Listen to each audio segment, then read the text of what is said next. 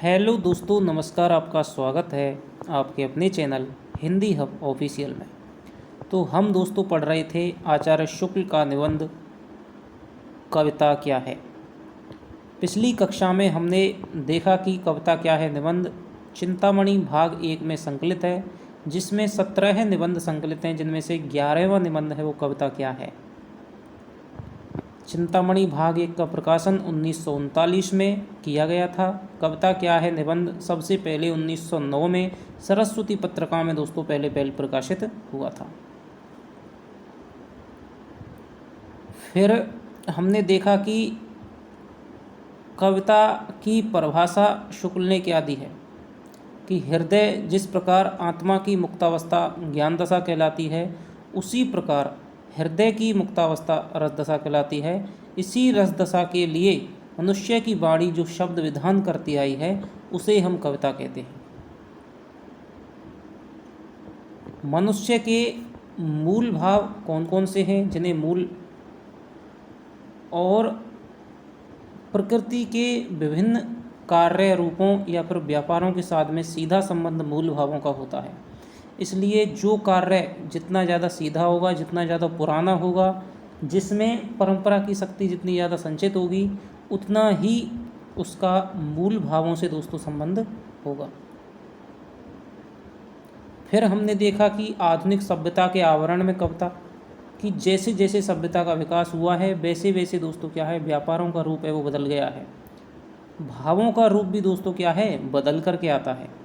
उस पर विभिन्न ऐसे व्यापार हैं जिन पे आवरण चढ़ते गए हैं सभ्यता के, तो अपने भावों का उनके साथ में मूल संबंध है वो नहीं रह गया है।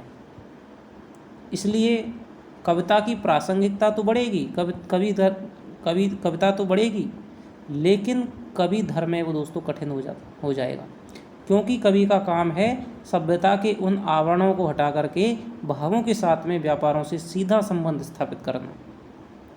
ये चीज़ें हमें आचार्य शुक्ल ने अभी तक हमें समझाई हैं। अब हम आगे पढ़ने वाले हैं कविता और सृष्टि प्रसार।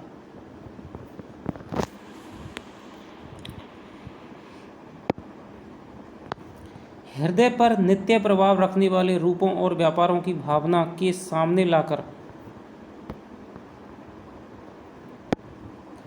हृदय पर नित्य प्रभाव रखने वाले रूपों और व्यापारों की भावना के सामने लाकर कविता बाह्य प्रकृति के साथ मनुष्य की अंतः प्रकृति का सामंजस्य घटित करती हुई उसके भावात्मक सत्ता के प्रकार का प्रसार करती है। कि हृदय पर नित्य प्रभाव रखने वाले रूपों और व्यापारों की भावना को सामने लाकर कविता बाह्य प्रकृति के साथ मनुष्य की अंतः प्रकृति का सामंजस्य घटित करती हुई उसके भावात्मक सत्ता के प्रकार का प्रसार करती है। यानी कि जितने दोस्तों कैसे ऐसे रूप व्यापार जिनका मनुष्य पर सर्वाधिक प्रभाव पड़ता है। मान लीजिए कोई दीन दुखी करा रहा है, ठीक है, किसी की मदद की जा रही है, किसी की सेवा की जा रही है, तो जो बहुत ही क्या है सीधे संवेदनशील व्यापार हैं, कार्य रूप हैं, उनका मनुष्य पर सीधा प्रभाव पड़ता है। और जितने ज़्यादा ये कार्य रूप व्यापार सीधे सीधे मनुष्य संपर्क में आएगा, उससे बाह्य प्रकृति का और मनुष्य की हृदय का उनके साथ में सीधा संबंध स्थापित हो जाएगा। मनुष्य की संवेदनशीलता का दोस्तों क्या है, प्रसार हो जाएगा। भावात्मक सत्ता का, भावात्मक सत्ता मतलब मनुष्य की सेंसिटिविटी, संवेदनशीलता का दोस्तों क्या है, प्रसार हो जाएगा, विकास होता है। यदि हम अपने भावों को समेटकर मनुष्य अपने हृदय को शेष सृष्टि से किनारे कर ले, स्वार्थ की पशु वृत्ति में ही लिप्त रखे, तो उसकी मनुष्यता कहाँ रहेगी। यदि वह लहलहाते हुए खेतों और जंगली हरी घास के बीच घूम घूम कर बहुत से नालों, काली चट्टानों पर चांदी की तरह ढलते हुए झरनों, मंजरियों से लदी हुई अमराइयों और पटपर के बीच खड़ी झाड़ियों को देख क्षण भर लीन ना हुआ, यदि कलरव करते हुए पक्षियों के आनंद उत्सव में उसने योग ना दिया, यदि खिले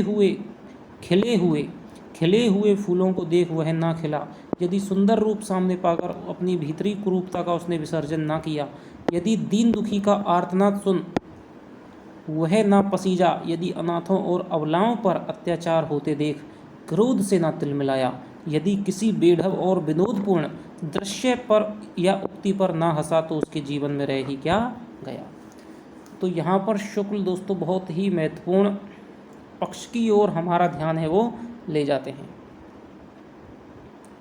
कि मनुष्य का जो हृदय है दोस्तों, उसमें भिन्न भिन्न प्रकार के भाव हैं।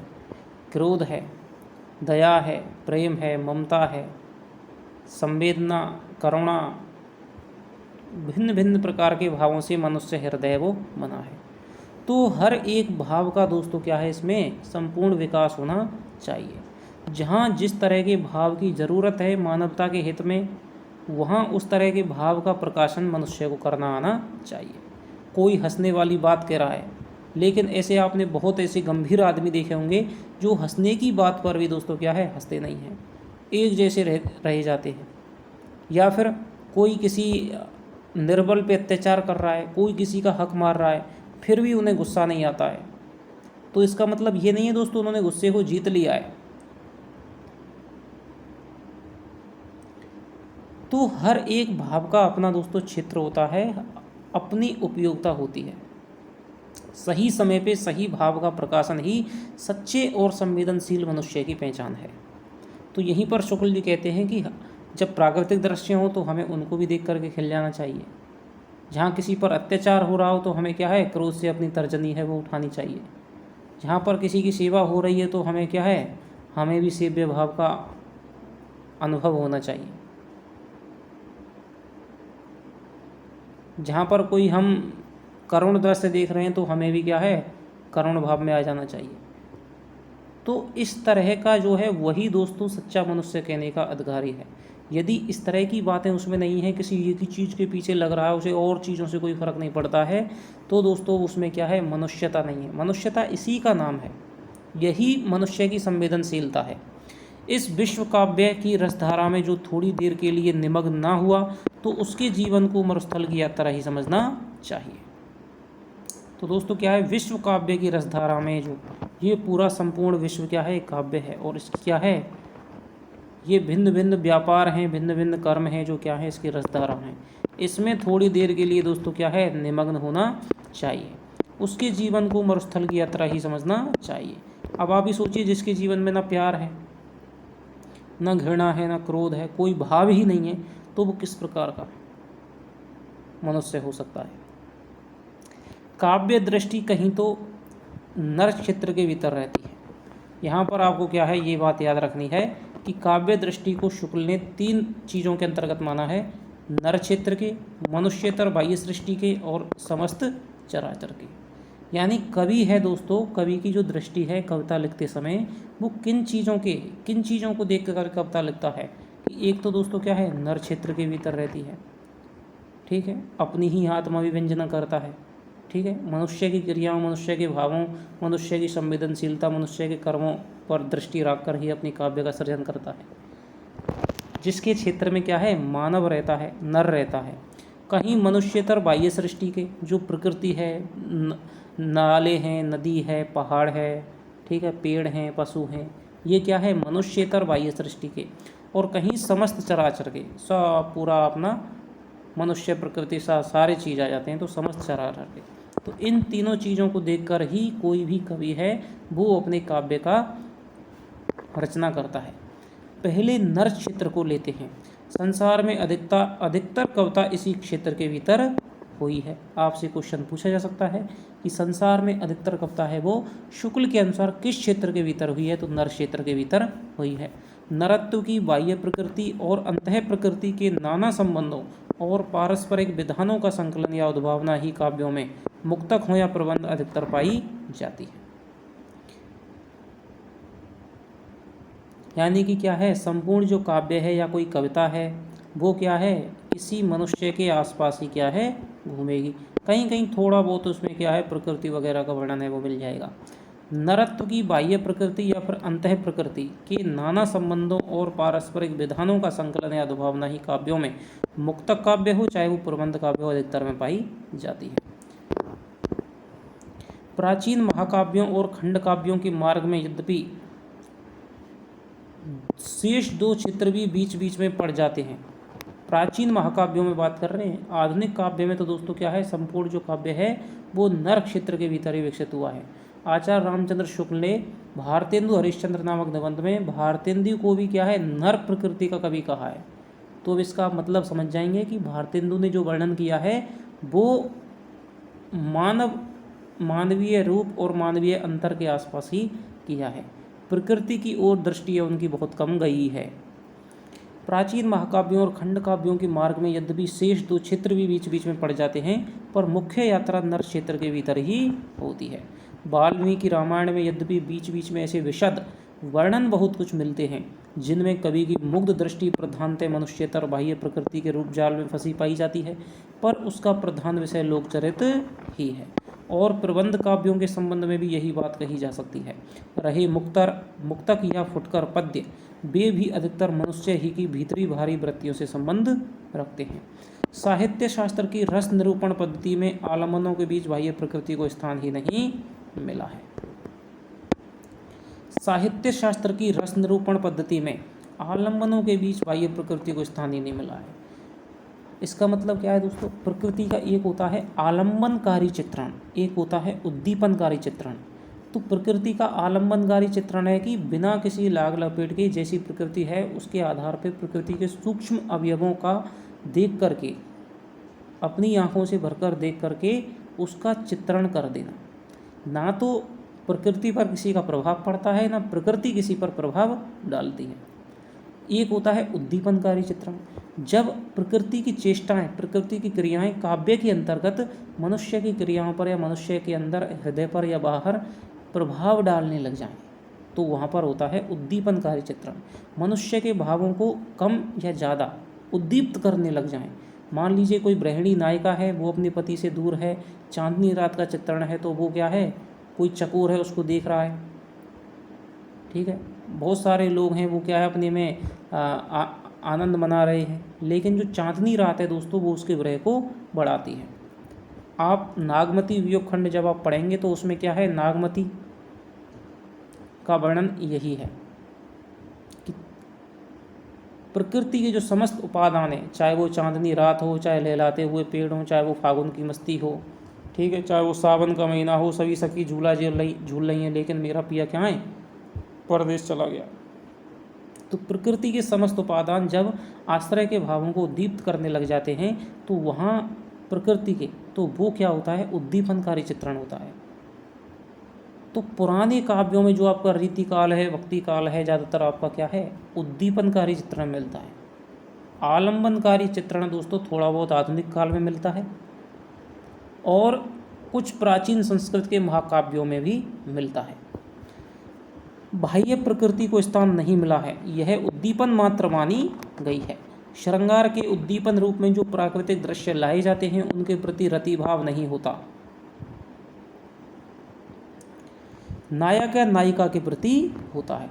यानी कि आलम्बन क्या है, जब प्रकृति के प्रति हमारा प्रेम होता है और उसी प्रेम के साथ में हम चित्रण प्रकृति का करते हैं। लेकिन उद्दीपन में क्या होता है कि प्रकृति का चित्रण तो किया जाता है, लेकिन हमारा जो प्रेम है, हमारी जो रुचि है वो नायक या नायिका में रहती है। प्रकृति के जो उपादान हैं, प्रकृति के जो रूप हैं, उन सबको हम उसके भावों के लिए सहायक के रूप में प्रयुक्त करते हैं। नायक या नायिका के प्रति होता है, वे दूसरे के प्रति उत्पन्न प्रीति को उद्दीप्त करने वाले होते हैं, स्वयं प्रीति के पात्र आलम्बन नहीं होते। संयोग में वे सुख बढ़ाते हैं और वियोग में काटने दौड़ते हैं। जिस भावोद्रेक और जिस ब्यौरे के साथ नायक या नायिका के रूप का वर्णन किया जाता है, उस भावोद्रेक और उस ब्यौरे के साथ उनका नहीं। प्रकृति के जितने भी रूप हैं, पेड़ हैं, पौधे हैं, चांदनी है, पहाड़, पशु पक्षी हैं दोस्तों, वो क्या है, नायक या नायिका का विरह या तो सुख या बढ़ाते हैं या फिर दुख को बढ़ाते हैं, उसे जलाते हैं, उसे रुलाते हैं। लेकिन कवि का इंटरेस्ट नायक या नायिका में होता है, प्रकृति की चीज़ों में नहीं होता है। प्रकृति को तो केवल एक सहायक के तौर पे वही चांदनी चमक रही है, ये इस नायिका के विरह को बढ़ा रही है, इतना होता है उद्दीपनकारी चित्रण में। जबकि आलम्बनकारी चित्रण में कवि बिल्कुल प्रकृति में रम जाता है, उसे पेड़ पौधे अच्छे लगने लगते हैं, नायक या नायिका वहाँ होती नहीं है, तो इस प्रकार चित्रण करता है। कहीं कहीं तो उसके नाम गिनाकर ही काम चला लिया जाता है। मनुष्य के रूप, व्यापार या मनोवृत्तियों के सादृश्य साधर्म्य की दृष्टि से प्राकृतिक वस्तु व्यापार आदि लाए जाते हैं, उनका स्थान भी गौड़ ही समझना चाहिए। मनुष्य के रूप व्यापार और मनोवृत्तियों के सादृश्य धर्म की दृष्टि से जो प्राकृतिक वस्तु व्यापार आदि लाए जाते हैं, उनका स्थान ही गौड़ ही समझना चाहिए। वे नर संबंधी भावना को ही तीव्र करने के लिए रखे जाते हैं। मान लीजिए मनुष्य को जो चीज़ अच्छी लगती है उससे मिलता जुलता कोई प्रकृति की चीज़ लाई जा रही है, तो उसका स्थान क्या है, गौड़ी समझना चाहिए। वो प्रकृति का आलम्बन रूप में चित्रण नहीं है, वे नर संबंधी भावना को तीव्र करने के लिए रखे जाते हैं।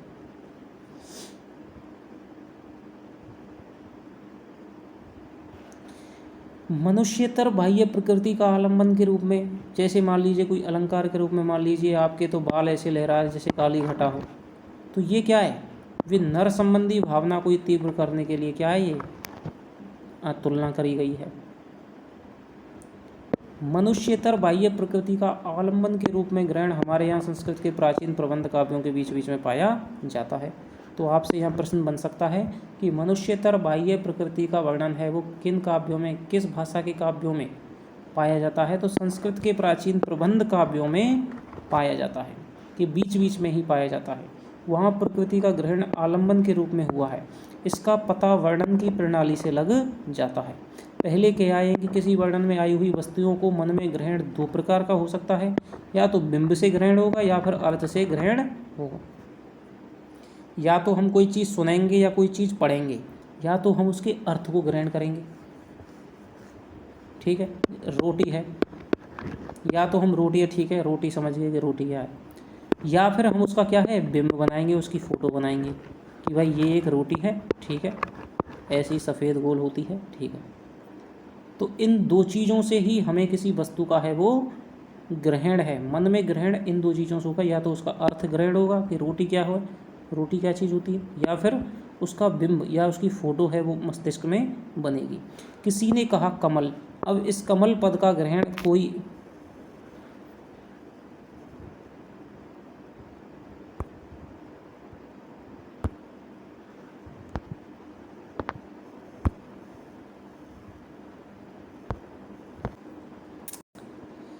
बिंब ग्रहण और अर्थ ग्रहण। किसी ने कहा कमल, अब इस कमल पद का ग्रहण कोई इस प्रकार भी कर सकता है कि ललाई लिए हुए सफ़ेद पंखुड़ियों और झुके हुए नाल आदि के सहित एक फूल की मूर्ति मन में थोड़ी देर के लिए आ जाए, यानी कि उसका बिंब बन जाए, कुछ देर बनी रहे। और इस प्रकार भी कह सकता है कि कोई चित्र उपस्थित न हो, केवल पद का अर्थ मात्र समझ करके काम चला लिया जाए। काव्य के दृश्य चित्रण में पहले प्रकार का संकेत ग्रहण अपेक्षित होता है। काव्य के दृश्य चित्रण में पहले प्रकार का संकेत ग्रहण अपेक्षित होता है, यानी कि काव्य का जब दृश्य चित्रण किया जाता है, या फिर काव्य का बिंबात्मक चित्रण किया जाता है, या प्रकृति का आलंबनकारी चित्रण किया जाता है, तो उसमें क्या है, काव्य के दृश्य चित्रण में पहले प्रकार का संकेत ग्रहण होता है, यानी कि बिंबात्मक, उसका बिंब बनेगा। जब प्रकृति का आलंबनकारी चित्रण होगा तो उसका दोस्तों क्या है, मस्तिष्क में बिंब बनेगा। और व्यवहार तथा शास्त्र चर्चा में दूसरे प्रकार का, जहाँ पर केवल क्या है, अर्थ का महत्व होता है। बिंब ग्रहण वही होता है जहाँ कभी अपने सूक्ष्म निरीक्षण द्वारा वस्तुओं के अंग प्रत्यंग, वर्ण, आकृति, उसके आसपास की परिस्थिति का परस्पर संश्लेषित विवरण देता है। अब मान लीजिए कमल तो आपने देखा है, लेकिन कोई कभी एक ऐसे फूल का वर्णन करता है जो आपने ना सुना है ना देखा है, ठीक है, तो आप उसका क्या है, केवल सुन भर सकते हैं, उसका बिंब है वो आपके मस्तिष्क में फोटो नहीं बनेगा, क्योंकि आपने देखा ही नहीं है। तो यदि कभी उस चीज़ का वर्णन करेगा, भाई ऐसे रंग का होता है, ऐसी ऐसी आकृति होती है, इतना बड़ा होता है, इस प्रकार इसका डंठल होता है, इस प्रकार इसमें ये इतनी पत्तियां होती हैं, तो उससे मिलता जुलता दोस्तों क्या है, एक बिंब है वो अपने मस्तिष्क में बन जाएगा। यानी कि उसकी हर एक चीज़ का, अंग प्रत्यंग का, छोटी छोटी चीज़ों का यदि वर्णन करेगा तो उसको हमारी कल्पना है वो जोड़ करके एक चित्र है वो उसके आसपास का बना लेगी। बिना अनुराग के ऐसे सूक्ष्म ब्योरों पर ना दृष्टि जा सकती है ना रम सकती है। प्रकृति का आलंबनकारी चित्रण कभी कब कर सकता है, जब प्रकृति दोस्तों उसे सुंदर लगे, प्रकृति में उसकी रुचि बैठी हुई हो, प्रकृति में क्या है, उसका संवेदनशीलता उसके साथ में जुड़ी हुई हो। उसको वह ढंग से देखे, उसको जी करके उसको वर्णन करे, तब वो क्या है, सूक्ष्म वर्णन है वो कर सकता है। अतः जहाँ ऐसा पूर्ण और संश्लिष्ट चित्रण मिले वहाँ समझना चाहिए कि कवि ने बाह्य प्रकृति को आलम्बन के रूप में ग्रहण किया है। उदाहरण के लिए वाल्मीकि का यह हेमंत वर्णन देखिए।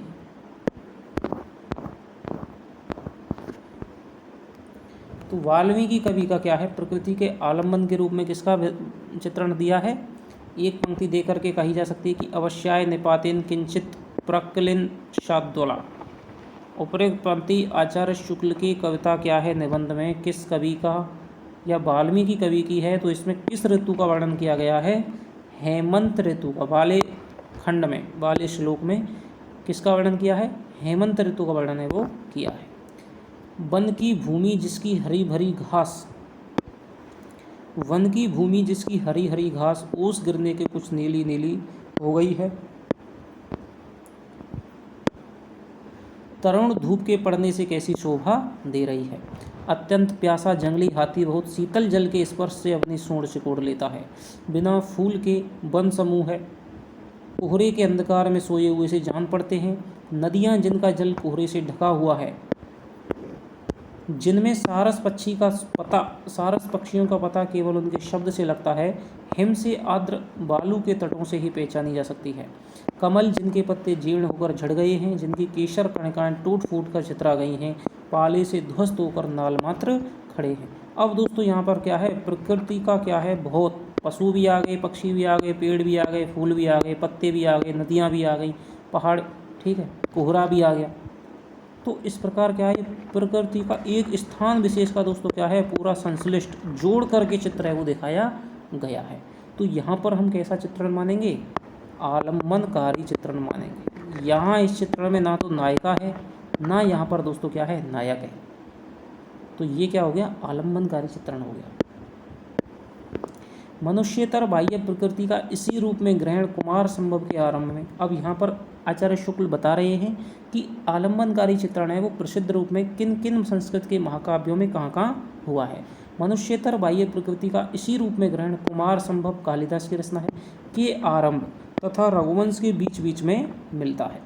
नाटक यद्यपि मनुष्य ही की भीतरी बाहरी प्रवृत्तियों के प्रदर्शन के लिए लिखे जाते हैं और भभूति अपने मार्मिक और तीव्र अंतर्वृत्ति विधान के लिए प्रसिद्ध हैं।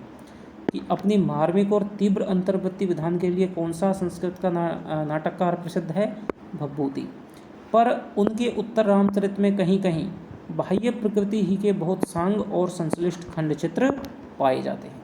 पर मनुष्यतर बाह्य प्रकृति की जो प्रधानता मेघदूत में मिलती है वह संस्कृत के और किसी काव्य में नहीं। तो ये आपसे लाइनें पूछी जा सकती है कि सबसे ज़्यादा मनुष्यतर प्रकृति की प्रधानता है वो संस्कृत के किस काव्य में, किस महाकाव्य में मिलती है। तो दोस्तों कालिदास रचित मेघदूत। जो यक्ष है दोस्तों पर्वतों में बैठा हुआ मेघ के माध्यम से दूत बना करके संवाद भेजता है सरगुजा के जंगलों में। पूर्व मेघ तो यहाँ से वहाँ तक प्रकृति का ही मनोहर झांकी या भारत भूमि के स्वरूप का ही मधुर ध्यान है। यानी कि मेघदूत की जो शुरुआत है, पूर्व खंड है, उसमें पूरा दोस्तों प्रकृति का आलम्बनकारी चित्रण किया गया है। जो इस स्वरूप के ध्यान में अपने को भूलकर कभी कभी मग्न हुआ करता है, वह घूम घूम कर वक्तृता दे ना दे, चंदा इकट्ठा करे ना करे, देशवासियों को आमदनी का औसत निकाले या ना निकाले, सच्चा देश प्रेमी है। तो शुक्ल जी ने सच्चा देश प्रेमी किसे माना है, जो प्रकृति के मनोहारी रूप में अपने को मग्न कर लेता है, उसके मधुर स्वरूप का क्या है, ध्यान कर लेता है। तो वो ही क्या है, शुक्ल के अनुसार सच्चा देश प्रेमी माना है। मेघदूत ना कल्पना की क्रीड़ा है, ना कला की विचित्रता। क्योंकि कालिदास ने दोस्तों क्या है, प्रकृति के सौंदर्य को अपनी निज की आंखों से है निहारा था, तब जाकर के उन्होंने वर्णन किया था। ना कला की विचित्रता, वह है प्राचीन भारत के सबसे भावुक हृदय। तो यह भावुक हृदय जो शब्द है दोस्तों किसके लिए आया है, कालिदास के लिए।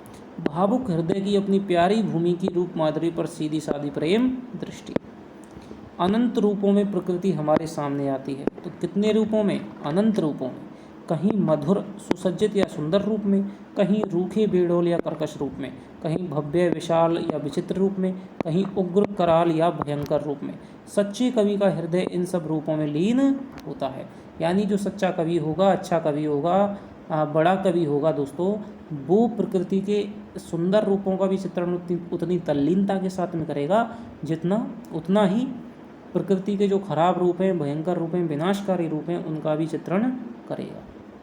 उसे प्रकृति में खराब या अच्छा नहीं, बल्कि दोस्तों प्रकृति का सुंदर, प्रकृति का उसे रुचि के साथ में वर्णन तल्लीनता के साथ करना है, क्योंकि उसके अनुराग का कारण अपना खास सुख भोग नहीं है, बल्कि चिर साचर्य द्वारा प्रतिष्ठित वासना है जो उसकी प्रकृति के साथ में लगी हुई है, जो केवल प्रफुल्ल प्रसून प्रसार के सौरभ संचार, मकरंद लोलुप मधुप गुंजार, कोकिल पूजित निकुंज और शीतल सुख स्पर्श समीर इत्यादि की चर्चा किया करते हैं, वे विषय या भोग लिप्सु हैं।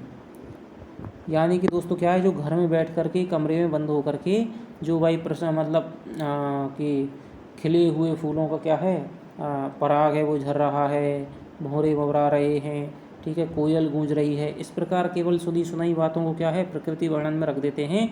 उनको क्या कहा है, विषय या दोस्तों क्या है भोग लिप्सु हैं, कि वो भीतर भीतर तो भोग कर रहे हैं, प्रकृति को उन्होंने अपनी खुद की आंखों से देखा नहीं है, और उसके बाद में भी वो सुनी सुनाई बातों को प्रकृति बना करके अपने काव्य में वर्णित कर रहे हैं। इसी प्रकार जो केवल मुक्ताभास, हिमबिंदु मंडित मरकताब साद्दोल जल, अत्यंत विशाल गिरि शिखर से गिरते हुए जल प्रपात के गंभीर गर्ज से उठी हुई शिखर निहारिका के बीच विविध वर्ण स्फुरण की विशालता, भव्यता और विचित्रता में ही अपने हृदय के लिए कुछ पाते हैं, वे तमाशबीन हैं, सच्चे भावों का सहृदय नहीं।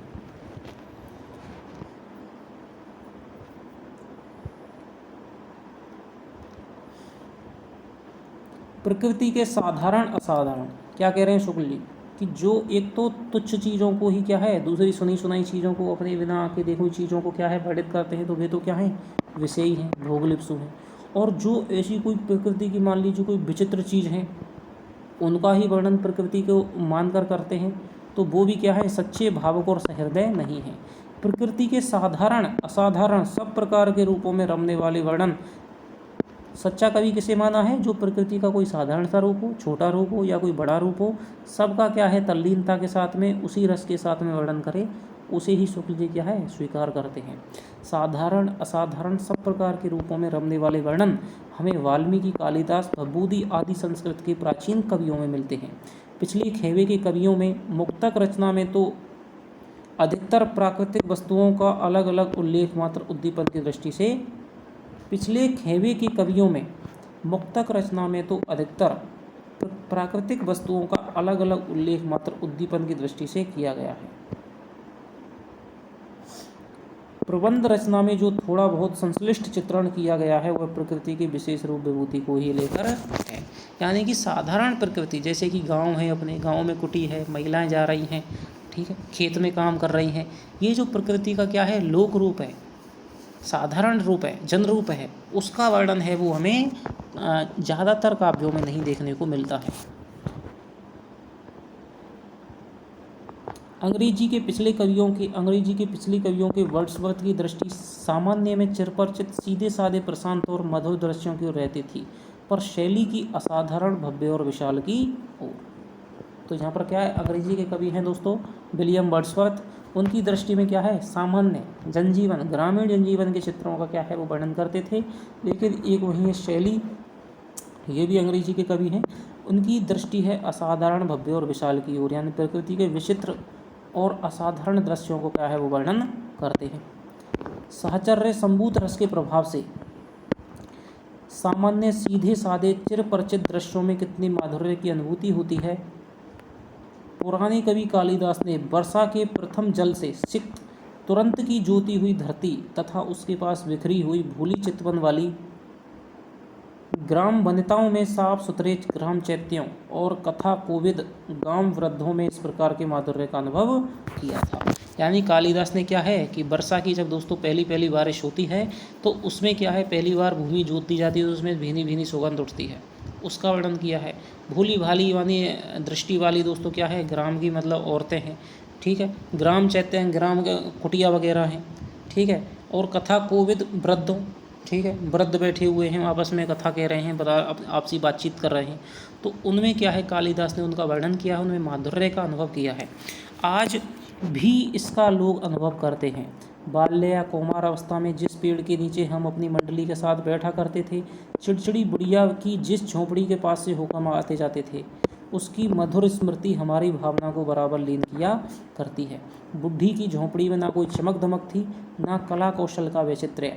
मिट्टी की दीवारों पर फूस का छप्पर पड़ा था, नींव के किनारे चढ़ी हुई मिट्टी पर सत्यानाशी के नीलाव।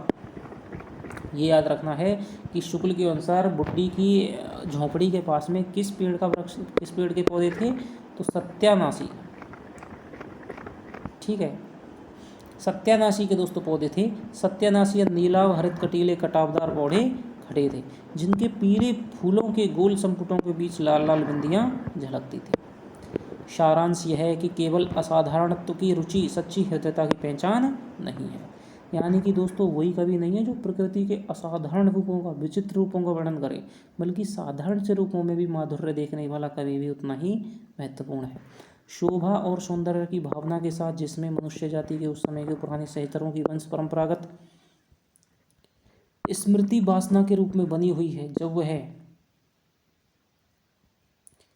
प्रकृति के खुले क्षेत्र में विचरती थी, तो वे ही पूरे सहृदय भावों कहे जा सकते हैं।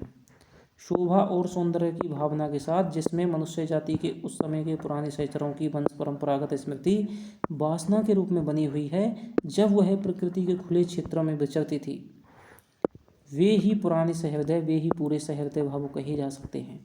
यानी कि प्रकृति के साधारण रूप जो कि अधिक लोगों को क्या है, जिनकी अधिक लोगों के साथ में संपर्क में है, अधिक लोग जिनसे जुड़े हुए हैं, अधिक लोगों की स्मृति में उनकी वासना है, वो परंपरागत रूप से जमी हुई है, तो वो उनका दोस्तों जो कवि वर्णन करेगा, उनकी जिस कवि की दृष्टि उनका वर्णन करेगी, तो वही कवि क्या है, सहृदय भाव कहे जा सकते हैं। वन्य और ग्रामीण दोनों प्रकार के जीवन प्राचीन हैं। वन और ग्रामीण दोनों पेड़ पौधे पशु पक्षी नदी नाले पर्वत मैदानों के बीच में व्यतीत होते हैं, अतः प्रकृति के अधिक रूपों के साथ में संबंध रखते हैं। हमें पेड़ पौधों पशु पक्षियों से संबंध तोड़कर बड़े बड़े नगरों में आवासे हैं, पर उनके बिना नहीं रहा जाता। हम उन्हें हर वक्त पास न रखकर एक घेरे में बंद करते हैं और कभी कभी मन बहलाने के लिए उनके पास चले जाते हैं। हमारा साथ उनसे भी छोड़ते नहीं बनता। कबूतर हमारे घर के छज्जों के नीचे सुख से सोते हैं, गौरे हमारे घर के भीतर आ बैठते हैं, बिल्ली अपना हिस्सा या तो म्याऊं म्याऊं करके मांगती है, चोरी कर ले जाती है, कुत्ते घर की रखवाली करते हैं, और वासुदेव जी यानी दोस्तों क्या है, सर्प कभी कभी दीवार फोड़कर निकल पड़ते हैं। यानी क्या, ग्रामीण जीवन का जो दोस्तों साचर्य है वो बहुत पुराने रूप से है। ग्रामीण लोगों का प्रकृति के साथ में सीधा संबंध बना रहता है, जबकि नगरीय लोगों का दोस्तों क्या है, अप्रत्यक्ष संबंध होता है। नगर में क्या होता है, चिड़ियाघर में पशुओं को बंद कर दिया, तो वो क्या है, पशुओं को चिड़ियाघर में देखते हैं, बल्कि जहाँ सीधे पशु रहते हैं वहाँ सीधे नहीं देख पाते हैं।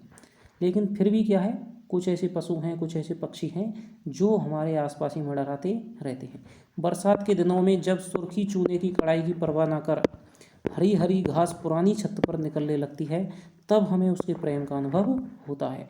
वह मानो हमें ढूंढती हुई आती है और कहती है कि तुम हमसे क्यों दूर दूर भागते फिरते हो। जो केवल अपने विलास या शरीर सुख की सामग्री ही प्रकृति में ढूंढा करते हैं, उनमें उस रागात्मक सत्व की कमी है जो व्यक्त सत्ता मात्र के साथ एकता की अनुभूति में लीन करके हृदय के व्यापकत्व का आभास देता है। क्या कह रहे हैं कि जो केवल अपने विलास या शरीर सुख की सामग्री ही प्रकृति में ढूंढा करते हैं कि भाई ये चीज़ का वर्णन कर दो।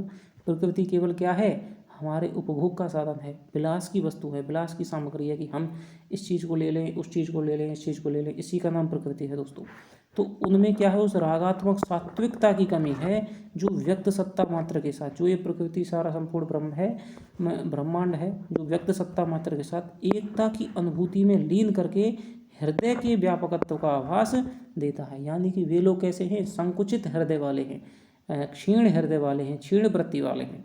संपूर्ण सत्ताएं एक ही परम सत्ता और संपूर्ण भाव एक ही परम भाव के अंतर्भूत हैं।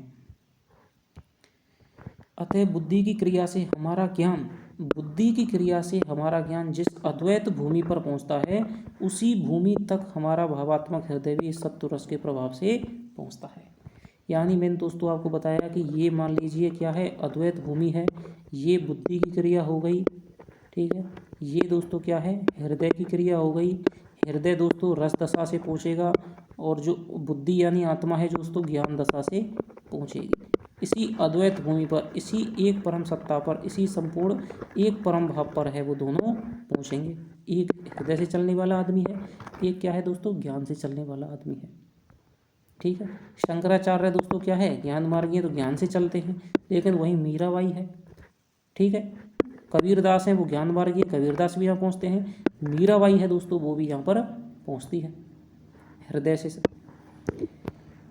इस प्रकार अंत में जाकर दोनों पक्षों की वृत्तियों का समन्वय हो जाता है। इस समन्वय के बिना मनुष्यत्व की साधना अधूरी पूरी नहीं हो सकती।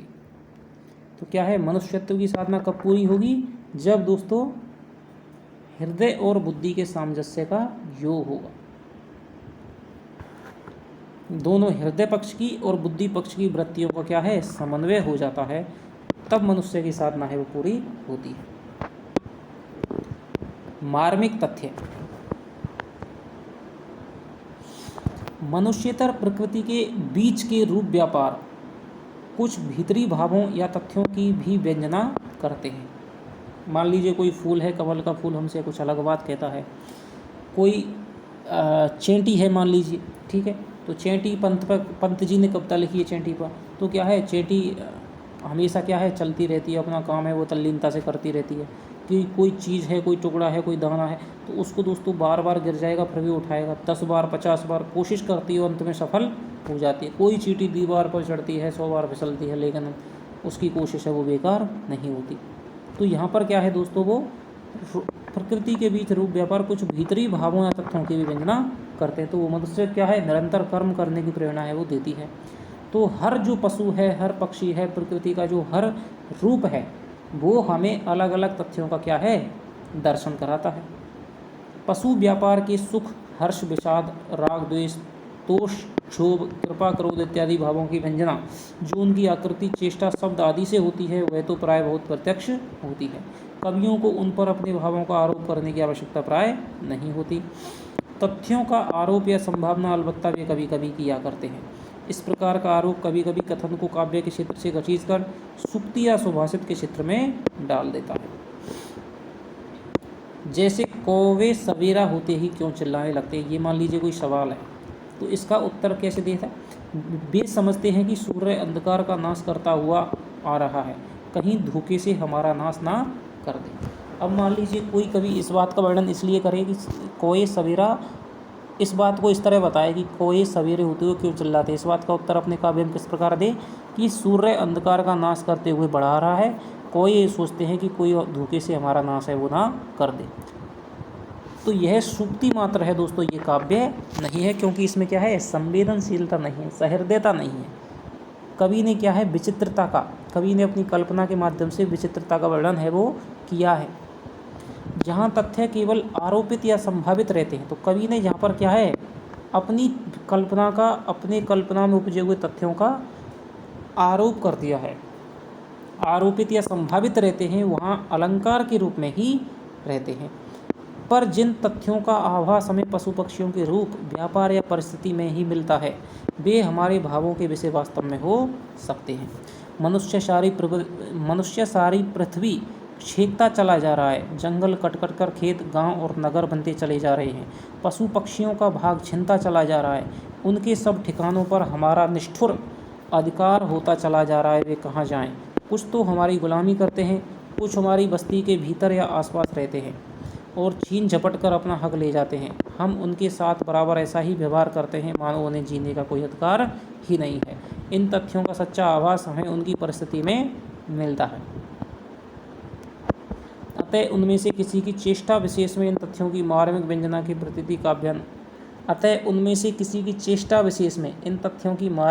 की प्रतीति काव्यानुभूति के अंतर्गत होगी।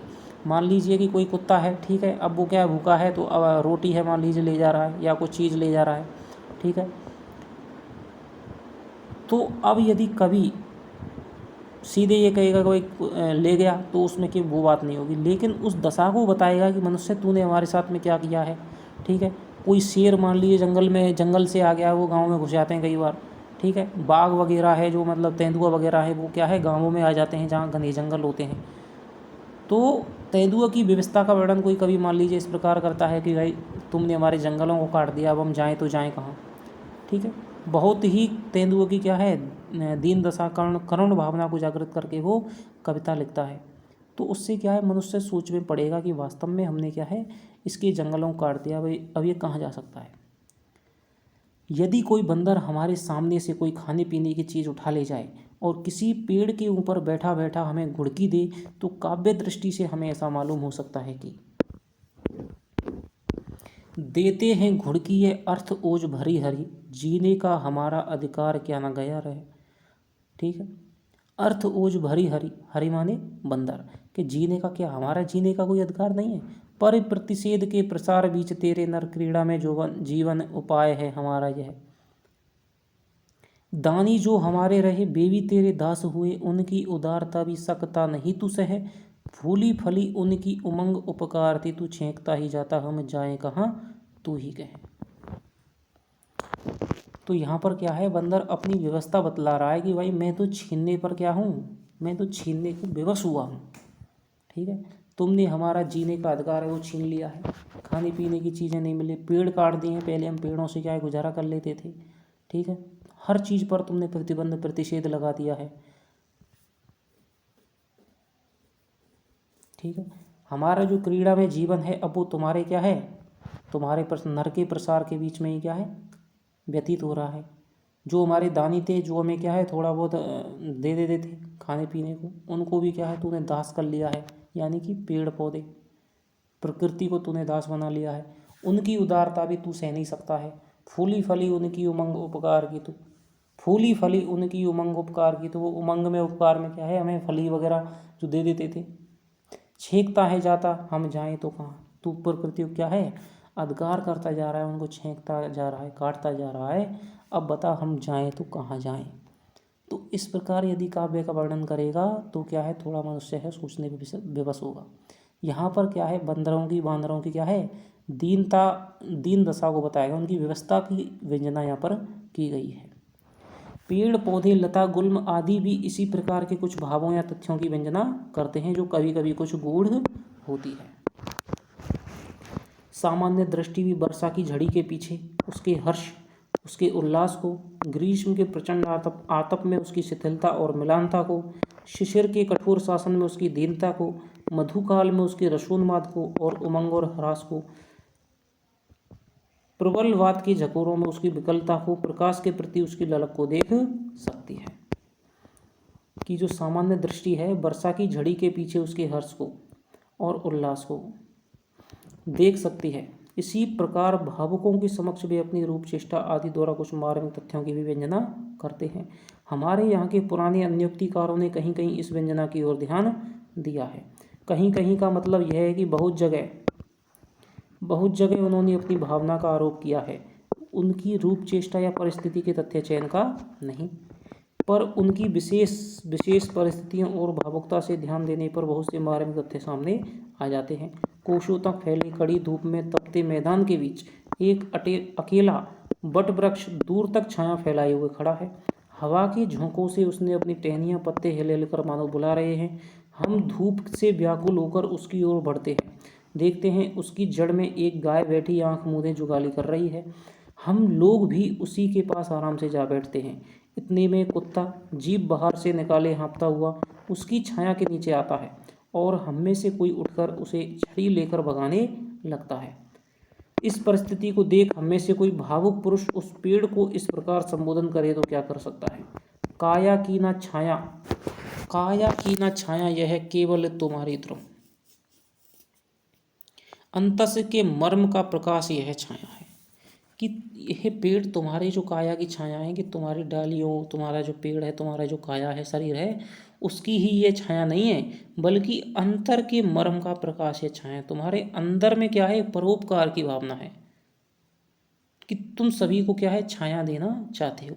अंदर के तुम्हारा क्या है, हृदय है वो मार्मिक है कि तुम सबको अपना क्या है, त्याग करना जानते हो, अपनी छाया का लुटाना जानते हो। तो तुम्हारे अंतर के मर्म के उस प्रकाश की ये छाया है, भरी है इसी में वह स्वर्ग स्वप्न धरा अभी, जिसमें न पूरा पूरा नर बह पाया है। कि इस छाया में क्या है, वह स्वर्ग स्वप्न धरा सब कुछ भरी हुई है, जिसमें पूरा पूरा नर की जो अभी तक मनुष्य क्या है, मनुष्य अभी तक जिसे नहीं जान पाया है, जिसमें अभी बह नहीं पाया है। यानी कि मनुष्य में अभी उतनी उदारता नहीं आई है, मनुष्य में उतनी त्याग की भावना नहीं आई है, मनुष्य में वह मार्मिकता नहीं आ पाई है जो तुम्हारे अनुसार है, वो अपनी छाया को अपने जीवन को क्या है, दूसरों के लिए समर्पित कर सके। शांति सार शीतल प्रसाद प्रसार यह छाया धन्य, प्रीति सा पसारे इसे कैसे हरि काया है। कि शांति का सार है, शीतल प्रसार है यह छाया, यह तुम्हारी छाया धन्य है। प्रीति सा पसारे इसे, कि यह क्या है, प्रेम का प्रसार करती है। कि प्रीति से तुमने क्या है, प्रीति से प्रेम से इसको पसार रखा है, सबको लुटा रखा है। कैसी हरि काया है, हे नर तू प्यारा इस तरु का स्वरूप देख। हे नर, हे मनुष्य, कि जो मनुष्य जिसने कुत्ते को भगाया है, कि हे नर तू प्यारा इस तरु का हे तू इस पेड़ का तू स्वरूप देख, और देख फिर घोर रूप तूने जो कमाया है। और तूने उस कुत्ते को भगा दिया है, तो फिर तेरा रूप देख तूने क्या कमा लिया है। और ये पेड़ है, ये बिल्कुल निर्जीव है, जबकि तुझसे क्या है, कम चेतन है। तो ये क्या कमा रहा है, और तूने जो रूप कमाया वो क्या है। तो इस प्रकार है कोई भावुक हृदय उस पेड़ से कहेगा। ऊपर नर क्षेत्र और मनुष्यतर सजीव सृष्टि के क्षेत्र का उल्लेख हुआ है। काव्य दृष्टि कभी तो इन पर अलग अलग रहती है और कभी समष्टि रूप में समस्त जीवन, काव्य दृष्टि कभी तो इन पर अलग अलग रहती है और कभी समष्टि रूप में समस्त जीवन पर। कहने की आवश्यकता नहीं कि विच्छिन्न दृष्टि की अपेक्षा समष्टि दृष्टि में अधिक व्यापकता गंभीरता रहती है। यानी कि कोई मान ली नक्षत्र का वर्णन ही करता है तो उसमें उतनी व्यापकता नहीं है, कोई मान ली प्रकृति का ही पूरा वर्णन करता है तो उसमें भी उतनी व्यापकता नहीं है, बल्कि दोनों का दोस्तों क्या है, वर्णन मिला जुला होना चाहिए। तो उसमें क्या है, उन दोनों से अधिक व्यापकता, समष्टि दृष्टि में अधिक व्यापकता और गंभीरता रहती है। काव्य का अनुशीलन करने वाले मात्र जानते हैं कि काव्य दृष्टि सजीव दृष्टि तक ही बद्ध नहीं रहती, सजीव दृष्टि तक ही बद्ध नहीं रहती, वह प्रकृति के उस भाग की ओर भी जाती है जो निर्जीव या जड़ कहलाता है। क्या कहते हैं कि काव्य दृष्टि है दोस्तों, वो पशु पक्षी पेड़ पौधे जो सजीव चीज़ें हैं उन तक ही नहीं रहती, बल्कि पहाड़ हैं, नदी हैं, चट्टान हैं, ठीक है, रेगिस्तान है, जो निर्जीव चीज़ें हैं, जड़ वस्तुएं हैं, उन पर भी दोस्तों क्या है, कविता लिखी गई है। उनके स्वरूप का भी, उनकी सुंदरता का, उनकी उजड़ता का भी वर्णन क्या है, कवियों ने किया है। भूमि, पर्वत, चट्टान, नाले, टीले, मैदान, समुद्र, आकाश, मेघ, नक्षत्र इत्यादि की रूप गति आदि से भी हमें सौंदर्य, माधुर्य, भीषणता, भव्यता, विचित्रता, उदासी, उदारता, संपन्नता इत्यादि की भावना प्राप्त करते हैं। कड़कड़ाती धूप के पीछे उमड़ी हुई घटा की श्यामल स्निग्धता और शीतलता का अनुभव मनुष्य क्या, पशु पक्षी पेड़ पौधे तक करते हैं। आपने हर इधर उधर हरी भरी लहलाती प्रफुल्लता का विधान करती हुई नदी की अविराम जीवन धारा में हमें द्रवीभूत औदार्य का दर्शन करते हैं। पर्वत की ऊंची चोटी में विशालता और भव्यता का, बाल बिलोड़ित जल प्रसार में क्षोभ और आकुलता का, विकीर्ण घन खंड मंडित रश्मि रंजित शांध्य दिगंचल में चमत्कारपूर्ण सौंदर्य का, ताप से तिलमिलाती धरा पर धूल झोंकते हुए अंधड़ के प्रचंड झोंकों में उग्रता और उच्छृंखलता का, बिजली की कपाने वाली कड़क और ज्वालामुखी के ज्वलंत स्फोट में भीषणता का आभास मिलता है। ये सब विश्वरूपी महाकाव्य की भावना या कल्पनाएं हैं।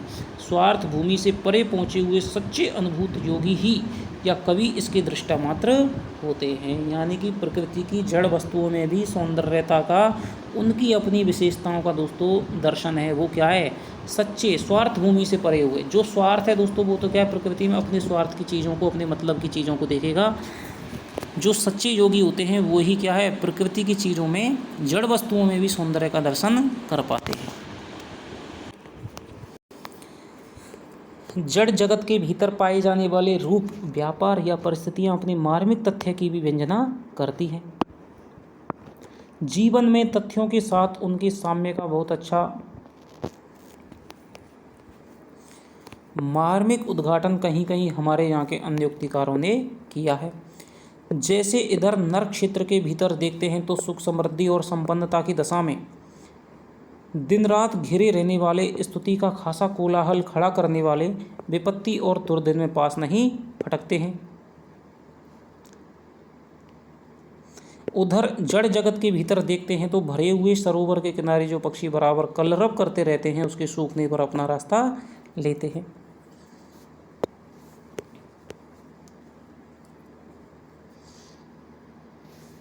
कि संपत्ति में तो सब मित्र हैं, विपत्ति में कोई नहीं है। ठीक है, ये रहीम की भी उक्ति है। कोलाहल सुनी खगन के, सरवर जन अनुराग, ये सब स्वार्थ के सखा। कि हे सरोवर, तू जो कोलाहल इन खगों का यानी कि पक्षियों का जो कोलाहल सुन रहा है, जो अनुराग ये जान रहा है, ये सब स्वार्थ के सखा हैं।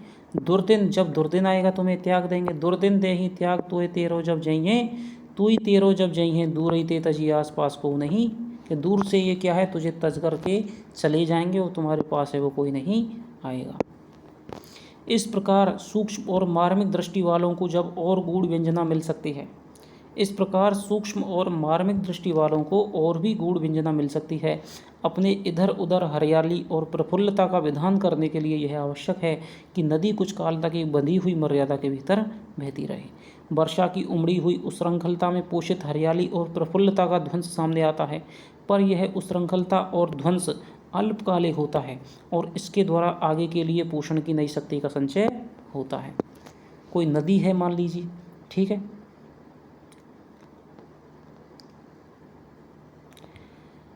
वो यदि सीधी सीधी बहती रहती है, ध्वंस नहीं करती है, अपनी मतलब शांत दशा में चलने का मनुष्य को संकेत देती है। लेकिन मान लीजिए कोई नदी अपनी विकराल रूप में वर्षा ऋतु में क्या है, बाढ़ आ जाती है, तो आसपास की वनस्पतियों को, घास को, पेड़ पौधों को उखाड़ फेंकती है।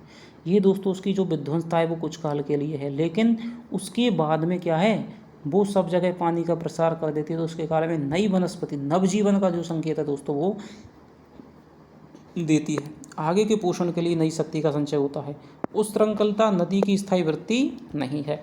नदी के इस स्वरूप के भीतर सूक्ष्म मार्मिक दृष्टि लोक गति के स्वरूप का साक्षात्कार करती है। लोक जीवन की धारा जब एक बंधे हुए मार्ग पर कुछ काल तक अबाध गति से चलने पाती है, तभी सभ्यता के किसी रूप का पूर्ण विकास होता है। क्या कह रहे हैं, लोक जीवन की धारा जब सभ्यता के पूर्ण रूप का विकास कब होता है, जब लोक जीवन की धारा एक बंधे हुए मार्ग पर कुछ काल तक अबाध गति से, यानी दोस्तों यहाँ पर शुक्ल ने क्या है, कंटिन्यूटी का दोस्तों क्या है बात करी है, कि जब आप निरंतरता के सिद्धांत पर किसी चीज़ पर लगातार आप काम करते हैं। लोक जीवन की धारा जब एक बंधे मार्ग पर, एक मार्ग है, आपने पढ़ने का ये टाइम टेबल बना लिया, आपने किया ये करना है, उसी प्रकार से उसे क्या है, बंधे मार्ग पर कुछ काल तक यानी कि कुछ समय तक अबाध गति से बिना रुके, बिल्कुल भी आपको नहीं रुकना है, चलने पाती है, तभी सभ्यता के किसी रूप का पूर्ण विकास होता है। मान लीजिए आप किसी ने संगीत सीखा, किसी ने डांस सीखा, किसी ने और कोई कविता कोई चीज़ सीखी, या आप कोई तैयारी कर रहे हैं, ठीक है, तो आप एक ही चीज़ पे दोस्तों क्या है, लगातार एकाग्रता के साथ में फोकस करते हुए निरंतरता यदि आप बनाए रखेंगे, तो दोस्तों क्या है, आपकी सभ्यता का, आपके लक्ष्य की प्राप्ति हो जाएगी, सभ्यता का विकास हो जाएगा और उसके भीतर सुख शांति की प्रतिष्ठा होती है। जब जीवन प्रवाह क्षीण और शांत पड़ने लगता है और गहरी विषमता आने लगती है, तब नई शक्ति का प्रवाह फूट पड़ता है, जिसमें वेग की उच्छृंखलता के सामने बहुत कुछ ध्वंस भी होता है, पर यह उच्छृंखलता वेग जीवन के जगत का नित्य स्वरूप नहीं है। पहले कहा जा चुका है कि नर क्षेत्र के भीतर बद्ध रहने वाली काव्य दृष्टि की अपेक्षा संपूर्ण जीवन क्षेत्र और समस्त पहले कहा जा चुका है कि नर क्षेत्र के भीतर बद्ध रहने वाली काव्य दृष्टि की अपेक्षा संपूर्ण जीवन क्षेत्र और समस्त चराचर के क्षेत्र से मार्मिक तथ्यों का चयन करने वाली दृष्टि उत्तरोत्तर अधिक व्यापक और गंभीर मानी जाएगी। यानी केवल जो मानव जगत का वर्णन करती है, मानव के भावों, मानव की स्थितियों, मानव के रूपों, मानव के व्यापारों, मानव के कर्मों, मानव की स्थितियों, उनका वर्णन करती है। एक बाह्य प्रकृति का वर्णन करती है, तो दोस्तों दोनों में क्या है, उतनी व्यापकता नहीं है जितनी समस्त रूपों का वर्णन एक साथ संश्लिष्ट रूप में करने पर जो व्यापकता है, जो दृष्टि इन सब चराचर रूप का वर्णन है वो अपने काव्य में करेगी। जो कवि सभी रूपों का एक साथ वर्णन अपने काव्य में करेगा उसकी जो दृष्टि है वो उत्तरोत्तर अधिक व्यापक और गंभीर कही जाएगी।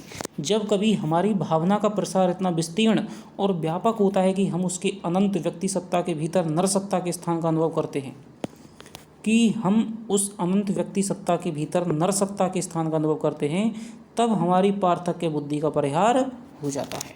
क्या कह रहे हैं कि अनंत यानी प्रकृति में भी दोस्तों क्या है, मानव चेतना के जब हम दर्शन करने लगते हैं तो हमारी पार्थक्य यानी कि प्रकृति से हमारा क्या है, पार्थक्य है जो होता है कि प्रकृति अलग है हम अलग हैं, इस पार्थक्य बुद्धि का क्या है, विलोपन हो जाता है, परिहार हो जाता है। उस समय हमारा हृदय ऐसी उच्च भूमि पर पहुंच जाता है जहां उसकी वृत्ति प्रशांत और गंभीर होती है, उसकी अनुभूति का विषय ही कुछ बदल जाता है। यानी कि दोस्तों भावना का प्रसार, जिस कवि की भावना का प्रसार बहुत व्यापक होगा, बहुत विस्तीर्ण होगा, तो वह कवि ऐसा वर्णन करेगा जिसमें मानव सत्ता और प्रकृति सत्ता सभी क्या है, संपूर्ण एक हो जाएगा। कहीं पर ये भेद ही नहीं रहेगा कि ये भाई प्रकृति है, ये मनुष्य का वर्णन हो रहा है, ये प्रकृति का अलग अलग, तो वहाँ पर क्या है, समस्त चराचर का एक साथ रूप में वर्णन होता है। तथ्य चाहे नर क्षेत्र के ही हों चाहे अधिक व्यापक क्षेत्र के हों, कुछ प्रत्यक्ष होते हैं और कुछ गूढ़। जो तथ्य हमारे किसी भाव को उत्पन्न करे उसे भाव का आलम्बन कहना चाहिए। यानी दोस्तों आलम्बन क्या है, कारण है, ठीक है। जो तथ्य हमारे किसी भाव को उत्पन्न करे उसे उस भाव का आलम्बन कहना चाहिए। ऐसे रसात्मक तथ्य आरंभ में ज्ञानेंद्रियां उपस्थित करती है।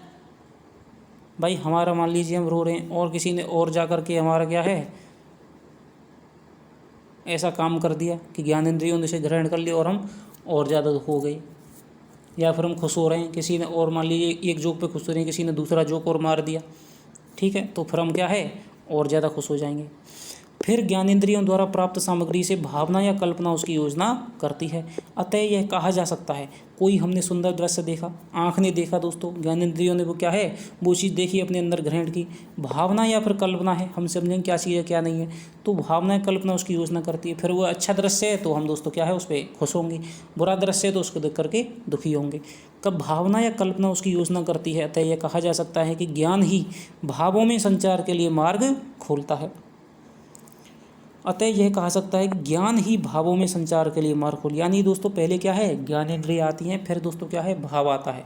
यानी कि पहले हम आँख से किसी वस्तु को क्या है, देखेंगे, ये दोस्तों ये वस्तु है, ये आँख से किसी ने देख ली, ठीक है, फिर ये मस्तिष्क है, ये भावना कल्पना के अंदर जाएगी, फिर इसका क्या है, योजना होगी दोस्तों, फिर ये अच्छी या बुरी लगेगी। तो पहले दोस्तों ज्ञानेंद्रियों के द्वारा ज्ञान आता है और उसके बाद में दोस्तों भाव की सत्ता आती है। तो भाव के लिए दोस्तों पहले ज्ञान आवश्यक है, संचार के लिए मार्ग खोलता है। ज्ञान ही भावों के संचार के लिए मार्ग खोलता है। ज्ञान प्रसार के भीतर ही भाव प्रसार होता है।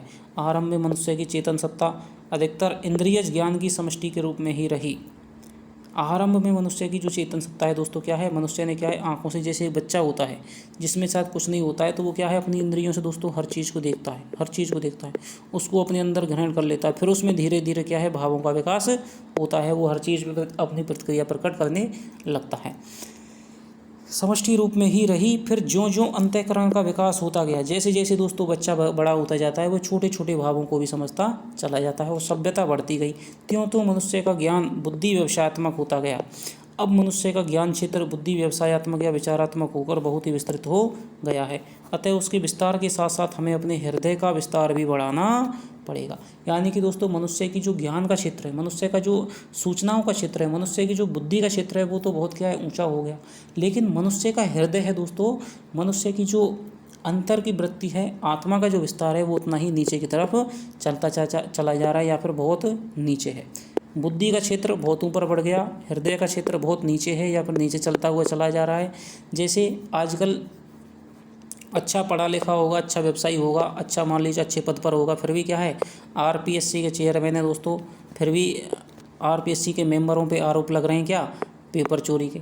अच्छी बुद्धि है, खासा पढ़ा लिखा है, सब चीज़ है, फिर भी क्या हो गया, पेपर चोरी कर। यानी कि दोस्तों क्या है, भावों का क्या है, गिराव हो रहा है, विकास नहीं हो रहा है, बल्कि भाव बहुत नीचे। हृदय पक्ष है वो क्या है, उसकी कमी है। यदि हृदय पक्ष बुद्धि के साथ में दोस्तों हुआ होता तो ये काम है वो आरपीएससी का मेंबर है वो पेपर लीक में दोस्तों शामिल नहीं होता।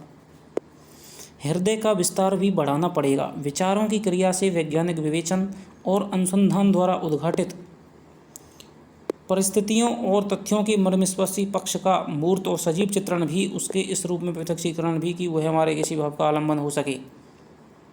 विचारों की क्रिया से वैज्ञानिक विवेचन, विचारों की क्रिया से वैज्ञानिक विवेचन और अनुसंधान द्वारा उद्घाटित विचारों की क्रिया से वैज्ञानिक विवेचन अनुसंधान द्वारा उद्घाटित परिस्थितियों और तथ्यों के मर्मस्पर्शी पक्ष का मूर्त और सजीव चित्रण भी, उसका इस रूप में प्रत्यक्षीकरण भी कि वह हमारे किसी भाव का आलम्बन हो सके, कवियों का काम और उच्च काव्य का एक लक्षण होगा। कहने की आवश्यकता नहीं कि इन तथ्यों और परिस्थितियों के मार्मिक रूप न जाने कितनी बातों की तह में छिपे होंगे। यानी क्या कह रहे हैं दोस्तों कि विचारों की क्रिया से वैज्ञानिक विवेचन और अनुसंधान द्वारा उद्घाटित परिस्थितियों और तथ्यों के मर्मस्पर्शी पक्ष का मूर्त और सजीव चित्रण भी, उसका इस रूप में प्रत्यक्षीकरण भी कि वह हमारे किसी भाव का आलम्बन हो सके। यानी कि बहुत चीज़ें, नई सभ्यता का विकास हो रहा है, बुद्धि का विकास हो रहा है। तो दोस्तों हमें आज जो चीज़ें बुद्धि के रूप तौर पे बढ़ी हुई मिलती हैं, ठीक है, उनका इस रूप में हमें क्या है विकास करना होगा कि वो हमारे भावों को जागृत करने के लिए एक आलम्बन बन सकें, ये कारण बन सकें। उनको इस स्तर पे लाना होगा, बुद्धि की क्रियाओं को इस स्तर पे लाना होगा कि वो हमें हृदय के भावों को जागृत कर सकें, हमें मार्मिक बना सकें, हमें संवेदनशील बना सकें। प्रत्यक्षीकरण भी हमारे किसी भाव का आलम्बन हो सके, कवियों का काम उच्च काव्य का एक लक्षण होगा। यानी कि कवि अपनी कविता के माध्यम से आधुनिक शोधों अनुसंधानों का प्रयोग करते हुए उनको दोस्तों हमारे भावों का जागृत करने का यदि कारण भी बना दे तो वो दोस्तों एक उच्च काव्य माना जाएगा। कहने की आवश्यकता नहीं कि इन तथ्यों और परिस्थितियों के मार्मिक रूप ना जाने कितनी बातों की तह में छिपे होंगे। आज की जटिलताओं के बीच में आज की परिस्थितियों का क्या है नैसर्गिक रूप या फिर मार्मिक रूप दोस्तों छांट पाना बहुत आसान नहीं है। आज विज्ञान का युग है जिसमें क्या है सीधे बुद्धिवाद दोस्तों क्या है हावी हो गया है। ठीक है, कोई मान लीजिए यंत्र है, अब यंत्र में आज की सभ्यता है, आज की जैसी संस्कृति जैसी पैदा होती जा रही है, ठीक है, उत्तर आधुनिकतावाद की जो अवधारणा है बढ़ती हुई जा रही है, तो उसमें मार्मिकता संवेदनशीलता को दर्शा पाना कवि के लिए बहुत कठिन है। क्योंकि आज जितनी सभ्यता बढ़ गई है उतने ही सीधे व्यापारों पर, सीधे रूपों पर प्रकृति सभ्यता के उतने ही आवरण है वो पड़ गए हैं। तो कवि को दोस्तों उन आवरणों को हटाना पड़ेगा, उन तहों को हटाना पड़ेगा, तब जा कर के वो हमारे भावों से सीधा संबंध बन पाएगा और तब जा कर के किसी भाव को हम जागृत कर पाएंगे।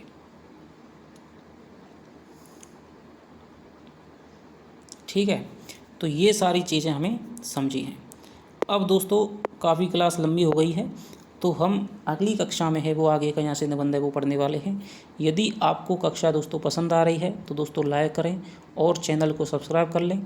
आगे से दोस्तों लगातार RPSC first grade, RPSC second grade, UGC net से संबंधित जो कक्षाएं हैं दोस्तों लगातार आपको आती मिलती रहेंगी। और बताएं यदि आपको कितना समझ में आ रहा है, कैसे समझ में आ रहा है, उसको आप बिल्कुल नीचे कमेंट में करके बता सकते हैं, जिससे कि आगे की वीडियो कैसे बनाने में, किस तरह समझाने में दोस्तों मुझे मदद मिलेगी। तो चलिए आपसे मिलता हूं अगली वीडियो में, तब तक के लिए दोस्तों बाय बाय, धन्यवाद।